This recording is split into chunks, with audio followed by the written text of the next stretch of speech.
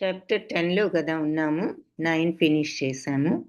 ISKCON Mangalore వారి level 2 క్లాస్లో 10వ అధ్యాయం భక్తి రసామృత సింధు. అందరికీ స్వాగతం. ఓం అజ్ఞానతిమిరాంధస్య జ్ఞానాంజనశలాకయా చక్షురున్మిళితం యేన తస్మై శ్రీ గురవే నమః. నమో ఓం విష్ణుపదాయ కృష్ణప్రేష్ఠాయ భూతలే శ్రీమతే భక్తి వేదాంత స్వామీతి నామినే.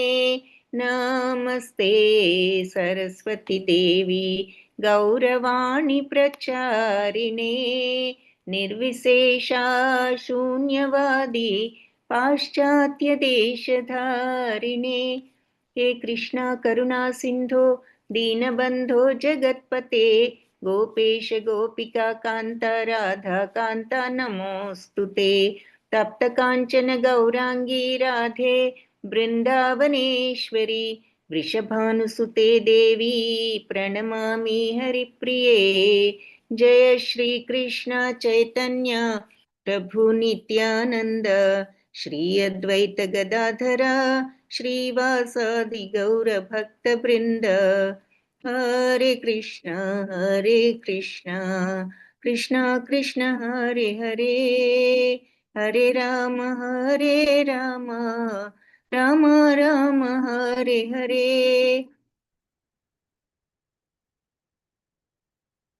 హరే కృష్ణ హరే కృష్ణ కృష్ణ కృష్ణ హరే హరే, హరే రామ రామ రామ హరే హరే. హరే కృష్ణ కృష్ణ కృష్ణ హరే హరే, హరే రామ రామ రామ హరే హరే. హరే కృష్ణ కృష్ణ కృష్ణ హరే హరే, హరే రామ రామ హరే హరే. హరే కృష్ణ. సో 9వ అధ్యాయంలో మరి మనం కొన్ని విషయాలు చూసాం. ఏది భక్తి సేవ చేయడానికి అవసరమైన విషయాలు వివరంగా చూసాం. అంతకుముందు ఇవన్నీ క్లుప్తంగా చూసాము. వాటి గురించి మనం కొన్ని అవన్నీ కూడా ఇంకా వివరంగా చూడటం జరిగింది. సో వాటిల్లో మరి మీకు ఏమైనా గుర్తున్న విషయాలు చాట్ బాక్స్లో పెట్టండి.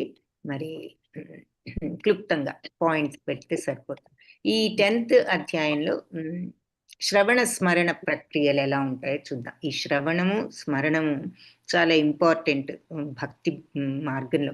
కాబట్టి వాటి గురించి ఈ 2 టాపిక్స్ గురించి 10వ అధ్యాయం చెప్తుంది. సో మొట్టమొదటిగా శ్రవణం అనేది దాని గురించి చూద్దాం. ఈ భక్తి మార్గంలో మరి మొట్టమొదట ఏమిటి అంటే శ్రవణం. ఎందుకంటే అసలు ఈ పంచభూతాల్లో మొట్టమొదటిగా వచ్చిందే శబ్దం. ఎందుకంటే ఈ సృష్టి జరిగినప్పుడు ఏమీ లేదు, ధ్వని మాత్రం ఉన్నది. అందుకే ఆ ఓం అనే ఆ ప్రణవనాదమే మొట్టమొదటి ఉందని చెప్తారు. సో శ్రవణం ఆ ధ్వని మనకి పంచభూతాల్లో మరి ఒక్కొక్క పంచభూతము ఒక్కొక్క ఇంద్రియానికి ఒక్కొక్క శక్తిని ఇస్తుంది కదా.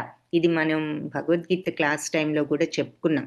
సో మన చెవికి ఈ శబ్దం ఎక్కడుంటుంది? మరి మొట్టమొదట ఏమీ లేకుండా మరి ఈ సృష్టి జరిగినప్పుడు ఓం అన్నది ఎక్కడున్నది? మరి మొట్టమొదట అగ్ని కానీ భూమి కానీ నీరు కానీ ఏదీ లేదు. వాయువు కంటే కూడా ముందు వచ్చింది ఏమిటి అంటే ఈ ఆకాశం, స్పేస్ అంటాం ఇంగ్లీష్లో. సో ఆ స్పేస్లో ఏమున్నది అంటే ఆ ధ్వని ఉన్నది. అందుకే మరి ఈరోజు కూడా ఈ ఆకాశంలో ఈ స్పేస్లో ఉన్న సౌండ్, ఆ వేవ్స్ని ఈ టీవీలు మరి మన యొక్క ఈ ఇంటర్నెట్లు ఇవన్నీ పనిచేస్తున్నాయి అంటే ఎలా పనిచేస్తున్నాయి అంటే వైర్లెస్ ఇంటర్నెట్ ఎలా పనిచేస్తుంది అంటే ఆ శబ్ద తరంగాల వల్ల టీవీ మరి మనకి చూపిస్తోంది. ఎక్కడో టీవీ స్టేషన్‌లో వాళ్ళు రిలే చేస్తుంటే, బ్రాడ్‌కాస్ట్ చేస్తుంటే మనకి ఇంట్లో కనిపిస్తోంది. సో, మొట్టమొదటి ఇంతకుముందు రేడియోలు. ఆ రేడియోలు ఎలా ట్రాన్స్మిట్ చేశాయి అంటే మరి ఇలాగే. సో, ఆ శబ్ద తరంగాలు. సో, ఈ ఆకాశంలో ఏదీ లేదు, శబ్దం ఉన్నది. అది మొట్టమొదట వచ్చింది సృష్టిలో. కాబట్టి శ్రవణం, ఆ ఆకాశం మన చెవికి వినికిడి శక్తిని ప్రసాదిస్తుంది. ఎందుకంటే దాంట్లో ఉన్నది ఈ శబ్దం కాబట్టి, ఆ శబ్దం మనకి వినే శక్తిని ఇచ్చేటటువంటి పంచభూతం ఏది అంటే ఆకాశం. కాబట్టి శ్రవణం అన్నిటికంటే కూడా ఈ శ్రవణం అనేది ముఖ్యం. ఫస్ట్ భక్తిలో మనకి శ్రవణం కావాలి. కాబట్టి ఈ శ్రవణం చెయ్యాలి అంటే, శ్రవణం చేసే అవకాశం కూడా మరి అందరికీ కలగాలి. సో, ఇక్కడ శ్రవణం అంటే ఏమి శ్రవణం చేస్తాం? భగవన్నామాన్ని, భగవల్లీలలను శ్రవణం చేయడం.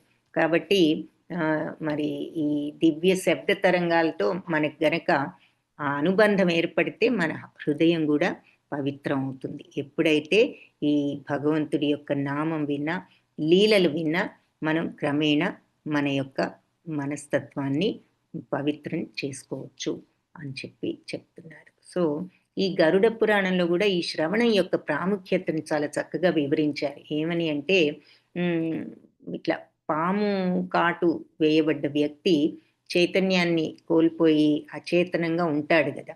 అలాంటి వాడికి హరే కృష్ణ మహామంత్రం విన్నాడు అంటే మళ్ళీ చైతన్యం రాగలదు అంటున్నారనమాట.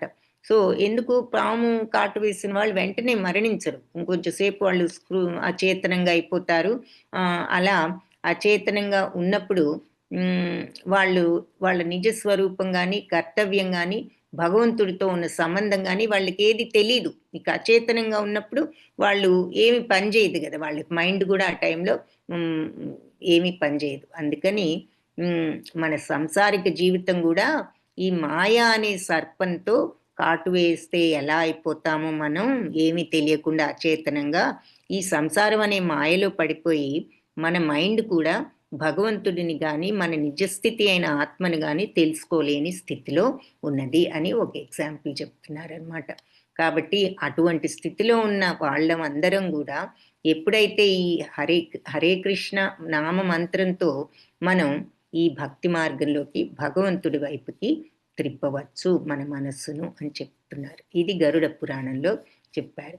అలాగే భాగవతంలో కూడా భగవల్లీల శ్రవణాన్ని గురించి సుఖదేవ మహాముని పరీక్షిత్ మహారాజుకు వివరించారు. ఏమని అంటే, మహారాజా, ఈ ఆధ్యాత్మిక ఆచార్యులు భగవంతుడి లీలల్ని వర్ణించే చోటుకు వెళ్ళి వాళ్ళ ముఖాల నుండి ప్రవహిస్తూ వచ్చే ఈ అమృత పలుకులను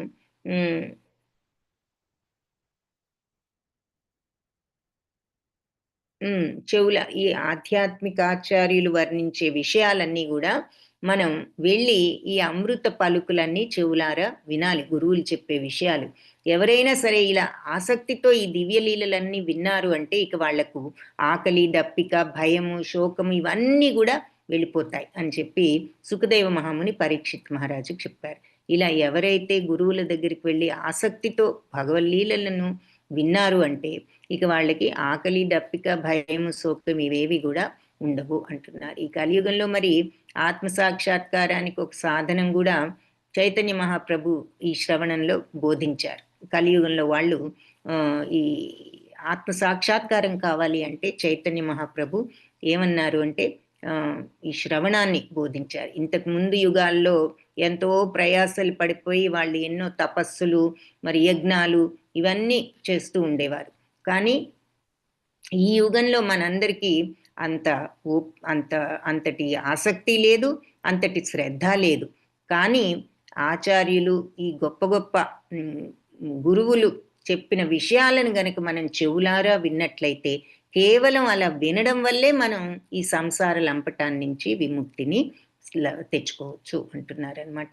అందుకని చైతన్య మహాప్రభు ఈ భక్తులైనటువంటి వాళ్ళ ప్రసంగాలన్నీ మనం శ్రవణం చేయాలి అని చెప్తారు. సో, ఉపన్యాసాలు ఇవ్వడం ఒక వృత్తిగా పెట్టుకుని ఇచ్చే వాళ్ళకంటే నిజమైన భక్తుల దగ్గర నుంచి, ఆత్మ సాక్షాత్కారం పొందిన భక్తుల నుంచి శ్రవణం చేసినప్పుడు మనకి ఆ అమృతధారలన్నీ మన చెవిలోకి ప్రవహిస్తాయి అని చెప్పి చెప్తున్నారు. సో ఆయన ఆ శ్లోకంలో సుఖదేవ మహాముని పరీక్షిత్ మహారాజుకు ఆ మాట చెప్పారు. ఇలా ఇటువంటి దివ్య పురుషుల నుంచి భగవంతుడి లీలలను వర్ణిస్తూ వర్ణించడం గనక వినేవాళ్ళు, వర్ణించడం వినే వాళ్లకు మరి ఆకలి, దప్పిక, భయము, శోకం అన్నీ కూడా పోతాయి. భగవద్గీతలో ఇంకా ఏం చెప్పారంటే కృష్ణ చైతన్యంలో నిమగ్నులు అవడం వల్లనే ఒక వ్యక్తి తన భౌతిక లోక కాంక్షలను వదులుకోగలరు అంటున్నారు. సో ఒక మంచి పని లభించినప్పుడు అధమ కార్యాలు ఎవ్వరు కూడా మానుకోరు. మంచి పని ఒకటి దొరికితేనే మనం చెడు పనులు వదలగలుగుతాం అని చెప్పి భగవద్గీతలో 2.59 ఏమన్నారు, ఈ భక్తి భావంలో నిమగ్నం అవడం వల్ల ఈ భౌతిక కాంక్షలన్నీ వదులుకోవచ్చు అని చెప్తారు. అంటే రసవర్ణం రసోప్యస్య పరం దృష్ట్వా నివర్తతే. సో ఆ భక్తి రసంలో నిమగ్నమైనప్పుడు ఈ వేరే దృష్టులన్నీ కూడా అరికట్టుకోవచ్చు. వేరే దృష్టిలో ఏముంది, ఈ ప్రాపంచిక మాయలు ఇటువంటివి. సో ఈ ఐహిక జగత్తులో పడి మరి మనందరం మాయలో ఉంటున్నాం కదా. కానీ మరి భగవంతుడి లీలలను వినడంలో గనక ఎప్పుడైతే ఆసక్తి చూపిస్తామో అప్పుడు మనం ఈ భౌతిక సుఖాలకు స్వస్తి చెప్పొచ్చు అంటున్నారు. అలాగే భాగవతంలో ఇంకొక శ్లోకం ఏం చెప్తోంది అంటే భగవంతుడి పట్ల భక్తిని కోరుకునే వాళ్ళు ఆయన్ని ప్రశంసించే స్తోత్రాలు కానీ ఆయన గుణాలని కానీ లీలల్ని కానీ శ్రవణం చేయాలి అంటున్నారు. అంటే భక్తిభావం డెవలప్ అవ్వాలి అంటే భగవంతుడి స్తోత్రాలను, ఆయన గుణాలను, ఆయన లీలల్ని వినాలి. అవి నిశ్చయంగా అలా విన్నప్పుడు అవి మన హృదయంలో ఉన్న అమంగళాలన్నింటినీ కూడా తొలగించి వేస్తాయి అంటున్నారు భాగవతంలో చెప్పిన విషయం. అలాగే భగవంతుడి కృప కోసం మనం ఎదురు చూడటం. ఈ విషయంలో భాగవతం ఏం చెప్తోంది అంటే భగవంతుడా నీ యొక్క దయ వల్ల నాపై నీ కృప నాపై కలుగుతుందని నిరంతరం నిరీక్షిస్తూ నా ప్రారబ్ధాన్ని, కర్మ ఫలితాన్ని అనుభవిస్తూ హృదయపూర్వకంగా భక్తితో నీకు ప్రణామాలు అర్పించే వ్యక్తి నిజంగా మోక్షానికి అర్హుడు, అది అతని హక్కు అని చెప్పి భాగవతంలో చెప్పారు. ఎవరైతే భగవంతుడి కృప నా మీద కలుగుతుంది అని ఎప్పుడూ నిరీక్షిస్తూ ఇలా నా కర్మ ఫలితాన్ని అనుభవిస్తూ హృదయపూర్వకంగా భక్తితో, అంటే మనకి ఏ కర్మలు వచ్చినా భగవాన్ ఏమిటి ఇలా చేసావు, నాకు ఈ కష్టం పెట్టావు అనుకోకుండా ఇది మన ప్రారబ్ధం, మరి ఏదొచ్చినా కర్మ ఫలితాన్ని బట్టే మనం అనుభవిస్తున్నాం. అది తెలుసుకుని భక్తిభావంతో ఎప్పుడు నీ దయ నా మీద కలుగుతుంది అని ఎంతో సహనంతో వేచి ఉండే భక్తుడు అతనికి తప్పకుండా మోక్షం వస్తుందంటే అక్కడ పాయింట్ ఏమిటి అంటే నీ కర్మఫలాలు అనుభవిస్తూ నువ్వు భక్తితో ఉండగలగటం, ఆ శరణాగత తత్వం. ఇదంతా నా కర్మఫలం, భగవంతుడు ప్రసాదించాడు, నేను ఇది ఈ కర్మఫలాలు నేను అనుభవించాలి, ఈ రకంగా నేను వీటన్నిటిని చెల్లించుకుంటూ మరి భగవద్భక్తితో ఉన్నవాడు తప్పకుండా మోక్షానికి అర్హుడు అంటున్నారు. సో ఈ భాగవతంలో సూక్తులు అన్నీ కూడా మనకి ఎంతో మార్గనిర్దేశకాలు, భాగవతంలో చెప్పిన విషయాలన్నీ కూడా. ఎందుకంటే భక్తిభావంలో ఉండడానికి ఏ రకంగా ప్రవర్తించాలనేది భాగవతం అద్భుతంగా చెప్తుంది. కాబట్టి మన కర్మ ఫలితాలన్నిటి నుంచి కూడా మనకు వెంటనే విముక్తి రావాలని కూడా ఆశించకూడదు అంటున్నారు అన్నమాట. మన కర్మ ఫలితాలు అనుభవిస్తూనే మరి మనమేమి అతీతులం కాదు, కర్మబంధాలన్నీ మరి మనం అనుభవించాలి. కాబట్టి మన యొక్క ఈ ఐహిక ప్రవృత్తి అంటే ఈ మాయ మనలో తొలగినప్పుడు ఇక మనకు పునర్జన్మ ఉండదు. కర్మ ఫలితాలు అనుభవించినా సరే మనం ఈ మాయలో నుంచి పడినప్పుడు పునర్జన్మ ఉండదు. మరి భక్తితోనే ఇది సాధ్యపడుతుంది. ఈ మాయ నుంచి బయటపడాలంటే భక్తిభావం ఉండాలి అంటున్నారు అనమాట. అలాంటి భక్తి భక్తికి ఇక ప్రతిఫలం అనేది ఉండదు. కృష్ణ చైతన్యంలో పరిపూర్ణులైన తర్వాత ఐహిక జగత్తులో మళ్ళీ జన్మించరు అంటున్నారు. అందుకని కర్మ ఫలితాలు పూర్తిగా నశించని భక్తుడు కూడా ఎన్ని ప్రతిబంధకాలు ఎదురైనా సరే శ్రద్ధగా భక్తి మార్గంలో కొనసాగుతూనే ఉండాలి. ఈరోజు కష్టం వచ్చింది, ఎంత ప్రార్థించినా ఈ కష్టాలు తప్పడం లేదనుకుని భక్తి భావాన్ని కోల్పోకూడదు. మరి ఎంత కష్టాలున్న ప్రహ్లాదుడు మరి ఎన్నిసార్లు ఎంతెంత కష్టాలులో ఉన్నాడు, అయినా నిరంతరం భగవన్నామ స్మరణ మానలేదు. కాబట్టి ఎంత కష్టాలు పడ్డా మనం శ్రద్ధగా భక్తి మార్గంలోనే ఉండాలి. ప్రతిబంధాలు ఏర్పడ్డప్పుడు భగవంతుని స్మరించుకుంటూ ఆయన దయ కోసం నిరీక్షించాలి. అదొక్కటే ఓదార్పు అంటున్నారు. కాబట్టి ఈ భావంతో మనం రోజులు గడిపినట్లయితే క్రమంగా భగవద్ధామం చేరుకోవడం తప్పనిసరి. ఎన్ని కష్టాలున్నా అవి భగవంతుడి నామస్మరణతో మనం ఉంటూ ఆయన కృప కోసం ఎదురు చూస్తూ ఆ భక్తి భావంతో ఉన్నప్పుడు అంటున్నారు. సో అలాంటి మనస్తత్వంతో ఉన్నప్పుడు మనకి భగవంతుడి సామ్రాజ్యాన్ని ప్రవేశించే హక్కు సంపాదించుకోవచ్చు అంటున్నారు. ఈ పైన శ్లోకంలో దాయభాక్ అని ఒక పదం వాడారంటే తండ్రి ఆస్తికి కొడుకు ఎలా అయితే వారసుడో అలాగే భగవద్ రాజ్యానికి మనం కూడా వారసులం అవ్వచ్చు ఈ మార్గంలో గనుక ఉన్నట్లయితే. చివర 4th శ్లోకంలో దాయభాక్ అంటే అతనికి ఆ హక్కు ఉంటుంది. ఎవరైతే కర్మ ఫలితాల అనుభవిస్తూ భగవత్ కృప కోసం భక్తితో నిరీక్షిస్తూ ఉంటారో వాళ్లకు ఆ హక్కు వస్తుంది అంటున్నారు. ఓకే, భక్తవత్సల ప్రభుజీ ఏం రాశారంటే భక్తుడైన వాడికి చెట్టుకున్నంత సహనం ఉండాలి, అలాగే గడ్డి కన్నా కూడా నేను తక్కువ అనేటటువంటి అణకు ఉండాలి. Very good. భగవంతుడి ప్రసాదం మరియు చరణామృతం తీసుకోవడం, అలాగే భగవంతుడి ముందు నాట్యం చేయవలను, ఇవన్నీ వెరీ గుడ్. కీర్తన ఇవన్నీ కూడా చూసాం. వెరీ గుడ్, ధన్యవాదాలు ప్రభుజీ, కొన్ని ఆన్సర్స్ చెప్పారు.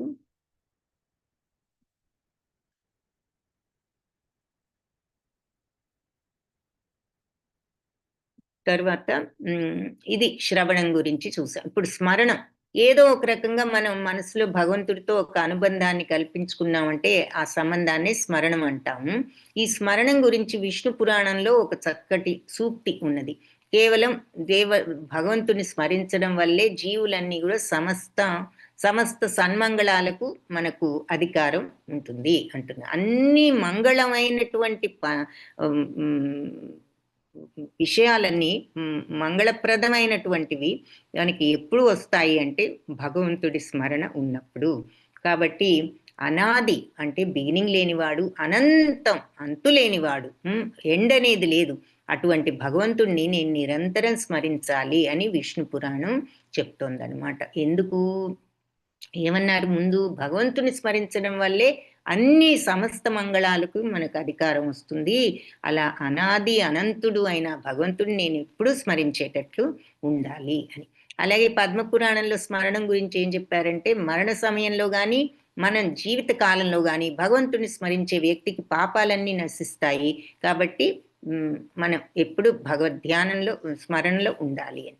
అలాగే ధ్యానం అంటే ఏమిటి? ఇది శ్రవణం గురించి స్మరణం గురించి. ధ్యానం అంటే మనస్సును భగవంతుడి రూపం మీద గుణాలపైనో లీలలపైనో లగ్నం చేయడం, దాన్ని ధ్యానం అంటారు. అది ఆయన రూపం మీదో ఆయన గుణాల మీదో ఆయన లీలల మీదో